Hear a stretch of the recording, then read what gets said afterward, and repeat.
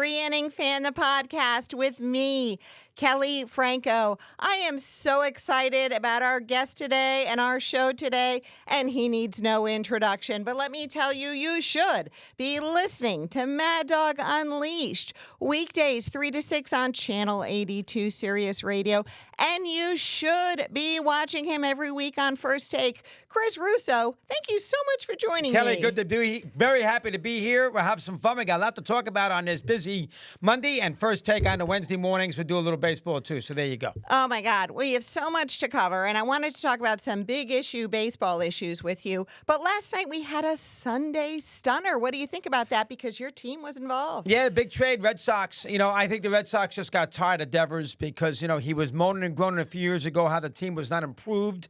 Then last year, they made a lot of improvements in the offseason. He didn't like the idea they brought Bregman in because then he couldn't play third base. Then he wouldn't play first base, because of the injury to Casas. Bottom line, you're making $350 million or $320 million, whatever the deal was for him. If they tell you to play first base, go pick up a glove and play a little first base. Help the ball club out a little bit. And he didn't do that. Plus, the owner went out to Kansas City to sort of smooth the path for him a little bit, sort of break bread and sort of get everybody on the same page. And I guess that conversation didn't end up great because it wasn't that much longer later.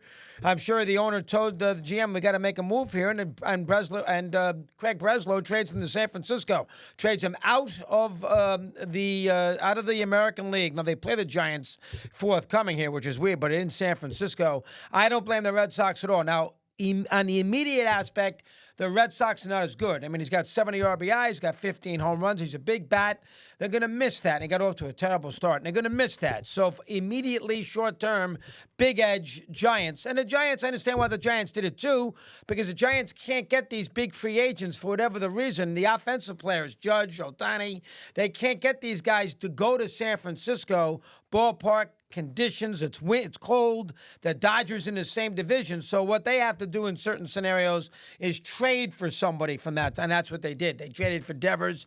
Now, he can't play third base for the Giants because they got Chapman sitting there. I guess they can play first base. So I understand from a San Francisco standpoint, and I also understand it from a Red Sox standpoint. The Red Sox will re-spend the money. They showed in the offseason this past year with Bregman and with Crochet that they are willing to spend the money after a few years of not. So I do think they'll reinvest that $300 million into free agents and what have you. They get a couple prospects from the Giants. The Birdsong kids got a chance to be a good pitcher.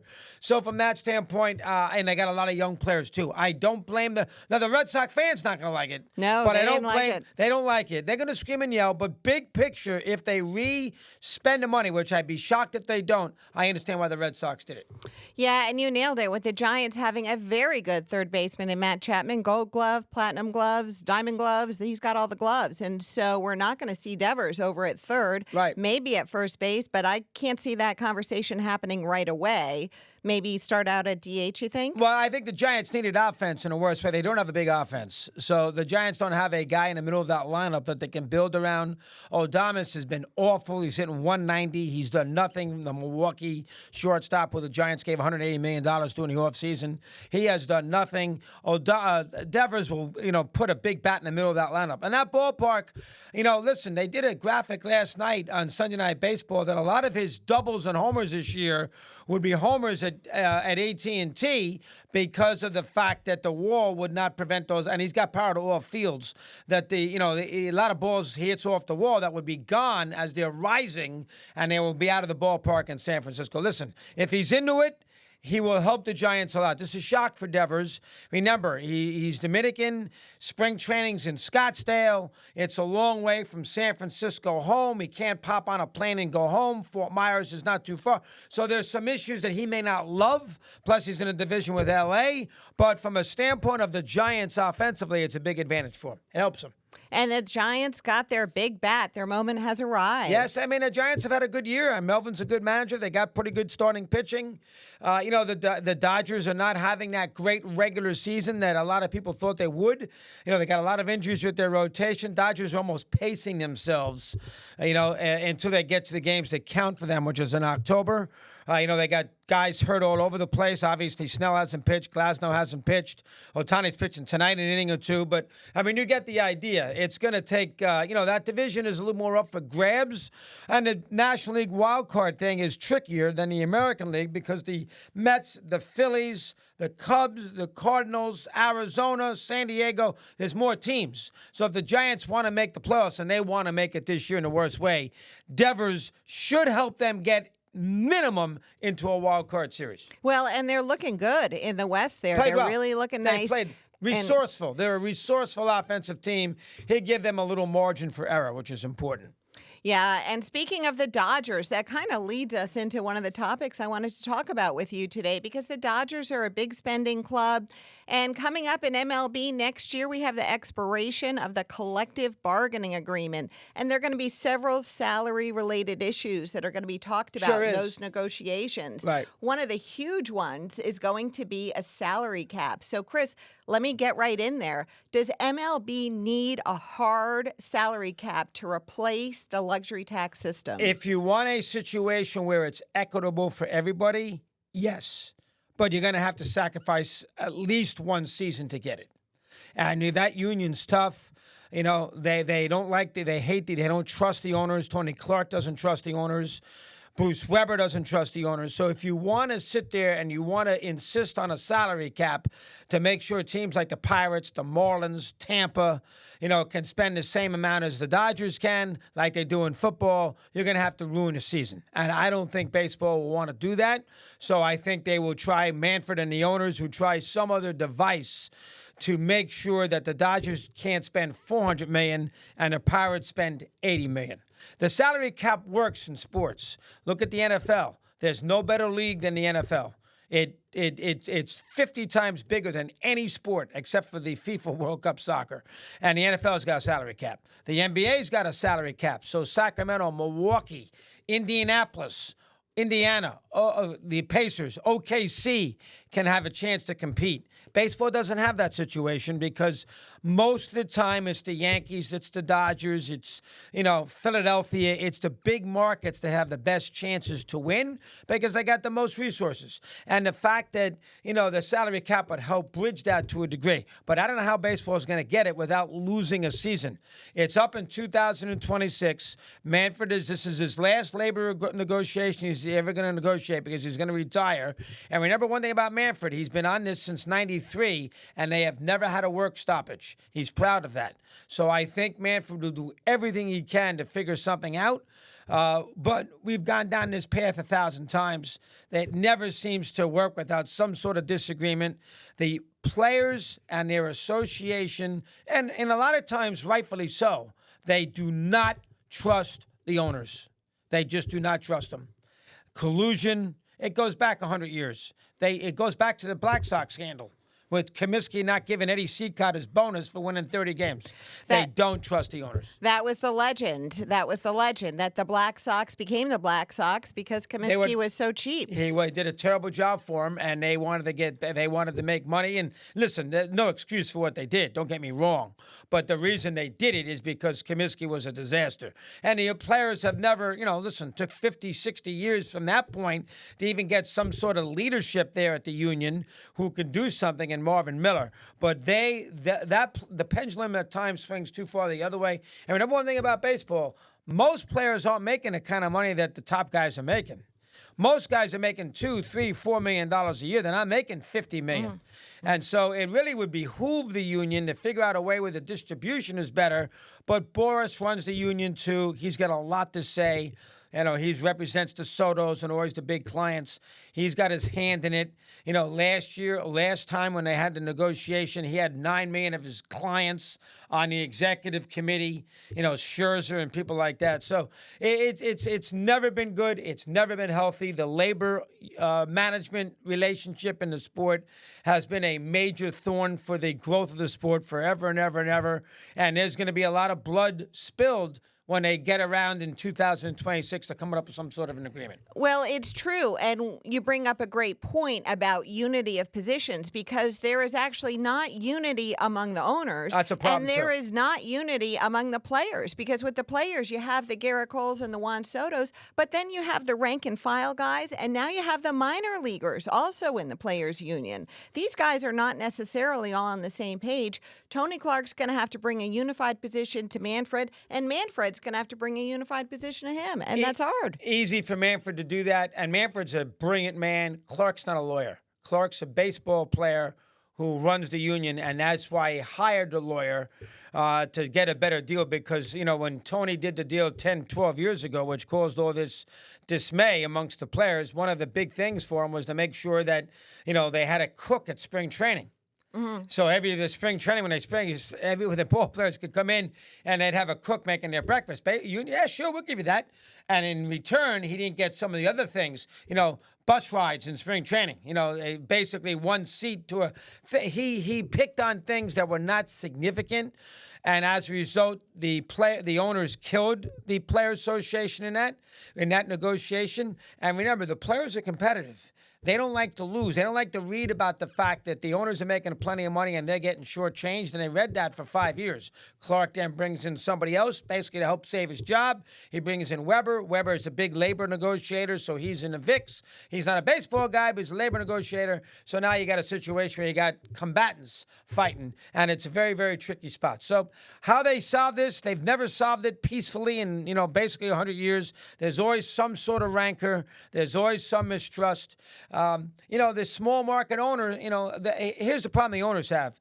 The guy who buys the Mets, hold on now, I bought $2 billion on the Mets. I don't care about your team. Don't buy your team if you don't want to compete with me. Bob Nutting, who owns the Pirates, that's tough. I got to pay prices in New York that you don't have to play in Pittsburgh. So I'm going to do what I have to do for my franchise. I don't care about your franchise. Do what you have to do. And that makes it tricky. And the issue with that is TV money. Because in football, there's no local TV except for preseason games. Everybody gets the same amount of money. TV. Green Bay gets the same as the Giants. All right? The Cowboys and picking up Arizona, they get the same amount of money. In baseball, they don't. So the Mets have bigger TV revenue than the Pirates do, and that allows Cohen to spend more money on his team than, say, Bob Nutting can spend on his. So that's why the issue is the revenue sources for baseball are uneven, while the football and, to a certain degree, the basketball and the hockey, it's equal. And that's where your problem comes in. Absolutely. In baseball, they share the national broadcast revenue, but it's the local broadcast revenue that just has a huge variation from market to market. It's 162 games. It's about content. Right. And the Dodgers sell, $1.1 billion a year on their games in L.A. Japan. And the Diamondbacks get $1 million. So how are they supposed to compete? You can't do it. So, and then, as you said, Japan. So the economic model in baseball does not work for a competitive balance standpoint. And as a result, you have this inequity that always, rears its ugly head. Now, in other areas, the sport's doing great. It's done great internationally. Attendance is up. They do very, very. The wild card seems to work. The pitch clock worked. I mean, in some scenarios, they've done really well. But this team inequity revenue-wise is a problem that they've never been able to solve. And I think it gives Manfred another project that he wants to nail down before he leaves in 2029, which is this idea that he wants to fold the local revenue into one big pool. Yeah, that's a very good point. I think that's an excellent point. The problem is that's only going to work with a certain amount of teams. That's not going to work with the Yankees, the Red Sox, the Dodgers, Padres, big teams like that. They know more about they have Cornell economic majors on their committees to figure this out. I don't. So I'm just talking aloud right now. But the basic bottom line is the NFL gets, $15 billion a year of TV money from, whether it's ABC, CBS, Fox, NBC, all the streaming services. They probably get more than that. I mean, that is an incredible amount of money to divvy up amongst 30 teams, not to mention all the other money that they make. Baseball doesn't make that kind of money. So that's a problem. Well, I think what's also interesting about that is if Manfred were successful in pooling all this local revenue like he wants to do, would the players really be in favor of that? Because part of me wonders if the players want that big market money You're to right. stay with the big market teams because they spend it. That's a good Whereas point. the Bob Nuttings, or anyone. Well, we're any down of the on small him teams. anyway. He's done a terrible job. Terrible He's an job. awful owner. So we're not trying to make excuses for him. I have no sympathy for him So whatsoever. do we want to give more money to him? He's not going to spend it on the players. Well, if he has to spend a minimum salary thing. Salary floor. If there's a salary floor and a salary ceiling is what you need, where you have to spend a certain amount and you don't have to, and you can't spend exceeding this amount. Listen, they're never going to make it 50-50. They're way past the point where everybody can spend the same amount of money. But you have to lower the differences between the high revenue spending teams and the lower revenue spending teams.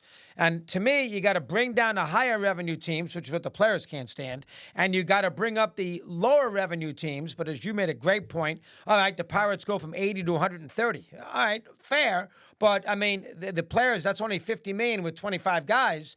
They want the Dodgers to go to 600 million, not down from 400 to 300.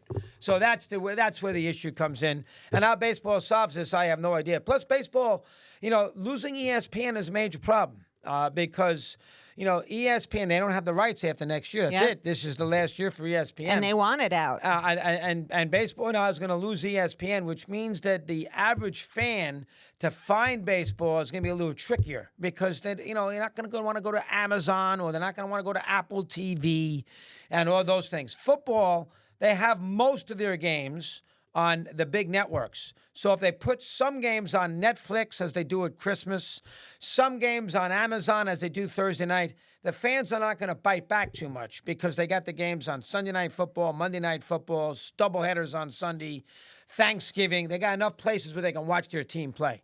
In baseball, if they put a lot of these games, on these paywalls, it becomes an issue. For instance, Yes was upset. The Yankees played in the Dodgers series last week.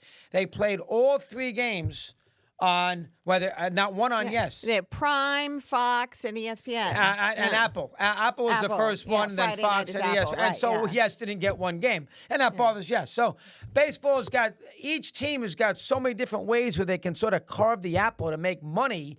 And it's very, very tricky. And you got so many games. So, it's no game is fans are not going to run to a specific game. The Sunday night baseball thing is not as big a deal. But I know baseball is upset because losing ESPN's a killer. That hurts them because the average fan's not going to follow it as much.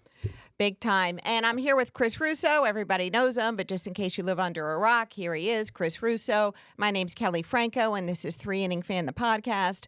I know what drives me nuts mostly about trying to find a ball game on TV is when I sit down on Friday night, hard week, I got my drink in hand, I go to turn it on, and I can't find what channel the game is on. Drives me crazy. So I'm kind of hoping that the new Manfred plan, if it ever does happen, will make that a little easier. Yeah, it's the Apple TV thing. I understand why baseball does it. They're trying to make a little extra money. They put some of the games on Sunday on Roku TV.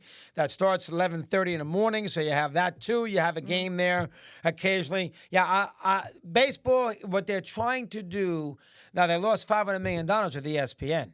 So they got to recoup that $500 million. And so what they're going to do is they're going to sell all these little packages to anybody who wants them. And, it may not be good for the big picture, but as far as the $500 million for the owners' pockets, if they got to sell a little to Apple, they got to sell a little to Roku, they got a little sell here, sell there. Well, that means you got all your packages spread out, which hurts us trying to find a game. That's no good. There's got to be a central portal. Absolutely. So I don't care if it's Roku or Apple or whoever. I just want to log on to one place and then make them do all the work behind the scenes. Yeah, it's very, very complicated because they got too many people. I mean, look at Mets games this year. They're on SNY. They're on ESPN. They're on Fox. They're on FS1. They're on Roku. They're on Apple TV. They're all over the place. And they got 162 of them, so if you miss 20 or so, Okay, but the problem is the real good games that you want to see, Yankees and Dodgers, they're on the paywalls because baseball's got to give them those games because Apple TV says, hold on, I'm giving you all this money. You got to give me a good Friday night game. That means Yankees-Red Sox. That means Yankees-Red Sox. That means Dodgers-Mets. That means Yankees-Dodgers. I mean, so it's a very tight thing that you're dealing with as far as the sport is concerned. It's tricky, but, again, it's healthy. Individually, it's very healthy. Locally, most markets are doing well. New York's doing well. LA's doing well. San Diego's doing well. Chicago's doing well. Milwaukee does okay. Most of the smaller markets do. Philadelphia does great. They do. Boston, of course. It's the smaller market teams, Pittsburgh, Miami, Tampa, Oakland. It's those smaller market teams that don't do so well. Totally. And why is Hal Steinbrenner going to want to share his money with them? I mean, it gives them even less incentive to compete than they already have. Now, the Giants and Jerry Jones shares his money with the Packers. Right. Because if Jerry Jones wanted to go sell Cowboy games individually, he'd make a fortune. Mm-hmm. But he doesn't do that. He sells it with Green Bay. That's when the TV exploded in the NFL, give the Wellington Maras, guys like that, a lot of credit because they were willing to share their money with Green Bay. The Giants said, okay, we'll split all the money 30 different ways, and that means the Packers make it the same as the Giants do, but it's one game a week. Everybody loves the national game, and, it's the networks by the league, and it doesn't work that way into baseball, which is the problem that baseball has. From a revenue standpoint, I mean, if you're in Pittsburgh, what network or what cable company is going to spend a fortune buying Pirate games? They're not going to do it. And, it's important to note that revenue sharing is subject to the collective bargaining agreement. Right. So it's something that's going to have to be part of those negotiations next year. And just in case you're not totally up on what the collective bargaining agreement is, it's the agreement between labor and management. Same kind of agreement you might have with the auto workers union, with air traffic controllers. But in this case, it's baseball owners versus baseball players, the players union. They've got to come to an agreement. It's the CBA, collective bargaining agreement, runs about 5 years at a time, and it expires next year. And I think another issue that could be in the collective bargaining agreement would be deferrals. We saw some massive deferrals with Ohtani's contract last year. I mean, to the extreme, which for me, I feel like it made a mockery of the system. They found a loophole, the Dodgers, and they took advantage of it. I mean, the fact that they gave Ohtani all this money to work with, they gave him $750 million, but he's only taken, $400 million he's taken? The present-day value of the contract, which enables the Dodgers to sign Yamamoto and go out there and sign the young pitcher they signed this year. The one great thing about baseball, though, and which helps it, there is no correlation between how much money you spend on your payroll and championships. Now, there is a correlation of how much money you spend in making the playoffs. Because the same teams that have a lot of big payrolls, the Mets are going to make the playoffs every year, the Phillies make the playoffs every year, Yankees make the playoffs every year, the Dodgers make the playoffs every year. So if you have San Diego now has got a big pay scale, they're going to make the playoffs every year. So generally speaking, unless you're in those central divisions, which have a lot of small market teams, if you have a big payroll, chances are, unless you really screw up, you should be in the postseason. You should be in Houston. You should be in the postseason. The issue is, though, the best team doesn't always win in the postseason. The best team wins in football. The best team wins in NBA. In baseball, the best team doesn't always win because the baseball postseason is so unpredictable because of the bounce of the ball. You got a hot pitcher. There's a lot of variables. Anybody can beat anybody in a short series. The Rockies can go beat the Mets in a 3-game series. I mean, so the White Sox can be a pain in the neck against the Dodgers in a 3-game series. Chances are they won't, but they could theoretically win a game.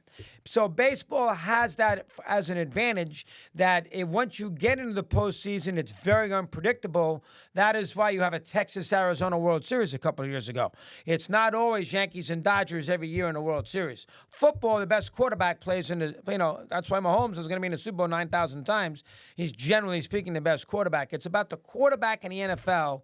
9 times out of 10, it's about the best player in the NBA who is making the most money. Not all the time, but SGA is the best player in the finals. In baseball, once you get to the playoffs, it's more of a crapshoot, which is a help for baseball because the games are very unpredictable and fun. There's no guarantee the Dodgers are going to go out there and win 12, 13 games, whatever it takes to win a championship. They got to win, let's say, they got to win 11 games, 4, 4, and 3. So, yeah, there's no guarantee they're going to do that because in a short series, anything can happen. And remember, 2 years in a row, they got buried by San Diego and Arizona. Since 2022, especially, we're looking at a situation with the expanded playoffs where it's turned the postseason into more of a tournament. It's like the NCAA tournament. Correct. Now, remember, a lot of the same teams are in there every year. That's where baseball, they don't like to tell you that, but go look at the last 15 years. The Yankees and Dodgers are in there every year. Why? They spend the most money. So, I mean, in football, when's the last time Dallas, the last pass, they're the biggest franchise. Last year they were 4-12 or whatever their record was. They stunk. So it's not always in football. You have injuries, you have everything. But Dallas doesn't make the playoffs every year, and they have the biggest. It's the biggest market, best team as far as market scenario is concerned. They don't make it every year because they got to share the money. In baseball, usually the top revenue teams, the Phillies, the Mets, the Dodgers, and the Yankees, they're going to be in the postseason every year. Now, that still leaves you 8 teams, and 2 of which will come from those divisions that don't spend a lot of money, and that's the NL and the American League Centrals. The Centrals. So they have a chance, but you get the idea. It's a big advantage to have a lot of money because it gives you a good chance to make it playoffs. And then once you're in the playoffs, it's a crapshoot. You take your chances. Yeah, and it's so true. And it kind of brings us back to this question of parity. And do we really need a salary cap because we haven't had a repeat champ since 2000? Well, again, I understand that. You can make that argument. You don't need a salary cap. But tell me how many fans are going to be in Pittsburgh in August and September when the team stinks. Tell me how many fans are going to be in Miami in August and September, or Tampa. Well, Tampa's relatively competitive. It's you got to respect Tampa. Yeah, but they're going to play in that small, or Oakland. I mean, there's too many. Colorado. I mean, now part of this is bad management. So it's not all about how much money they spend. I didn't tell the Rockies to give Chris Bryant $185 million, and that was a bad deal. So it's not all about the how much money a franchise, or if you have a wealthy owner. Sometimes the most important person you have in your franchise is a wealthy owner. I mean, Cohen spent $780 million on Juan Soto. Which is stupid. It's ridiculous. But he spent the money because he had to have him. So sometimes your best attribute for a team in baseball is having an owner who doesn't care how much money he loses. Steinbrenner with the Yankees. Not Hal, George. Yeah. Sometimes that's your MVP. And I don't want to put it all on the payroll because some of it's bad management by these teams. Look at Milwaukee and Tampa. They have good management, small payrolls, and they are effective. Now, they are effective. At least Milwaukee is in a bad division because those teams don't spend a ton of money, so they don't have the behemoth that they have to go up against every year. The Dodgers don't play in the NL Central. That's an advantage. But, again, baseball's tournament is a crapshoot, as you said, which makes it fun because it's very unpredictable. Extremely. We're here with Chris Russo, and he has just been great being here with us today. You should definitely be tuning in to him. I know he's going to be talking more about that Devers trade this afternoon on Mad Dog Unleashed. Chris, we end every podcast here with a very important question. Yes. What's good to eat while watching the ball game? Well, that's a good one. What is good to eat? Well, at the game, you don't want anything that messy. If you go to a game, you don't want to have sometimes that stuff gets messy. You're a neat guy? Are you a pretty neat guy? You want to have something that's not going to fall all over you for crying out loud. But like at home, are you a neat guy? No, I'm not. My wife, Mrs. Russo, would not say guy. that. But yes, But at the ball game, he's neat. Ball game. Well, I don't want to have. I don't want to have to wash my hands. I don't like sticky hands. You like something that is. Eating barbecued ribs at a game to me doesn't make any sense. You're a mess. So I would prefer something that is a little more conducive to in and out and not so sloppy. Now, the best way to do it is to be in those platinum seats where you can eat before the game and then you can sit down and watch the game. You can wash your hands. Instead of going to a concession stand where you got to wait in line for 9 hours and go out there and get your dinner and bring it on a little tray. I remember when I brought my little Timmy to a 2007 World Series game. He was a big Papelbon fan.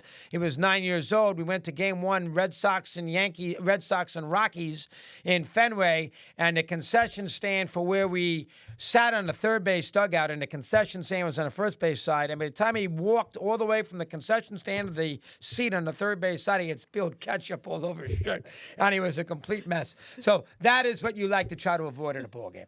But eat as neatly as you possibly can, and you got to have an ice cream cone or Carvel. Oh, Carvel. There you go. Do you get it in the helmet? Yeah, that's a good way to go. Yeah. In the helmet. In the That's a little good helmet. job. There you go. Yes. Something neat, and then Carvel in the helmet. That is the Carvel and vanilla chocolate. I like them both mixed in. I don't want the one flavor. Give me the two flavors in the one helmet. That's a good job on you. That was and some chocolate sprinkles, to be honest with you. That was the most important piece of information we got out of Chris today. Chris, thank you Kelley, loved so it. much Good for job. joining You us do a today. great job. Appreciate it. Thanks. See everybody next week.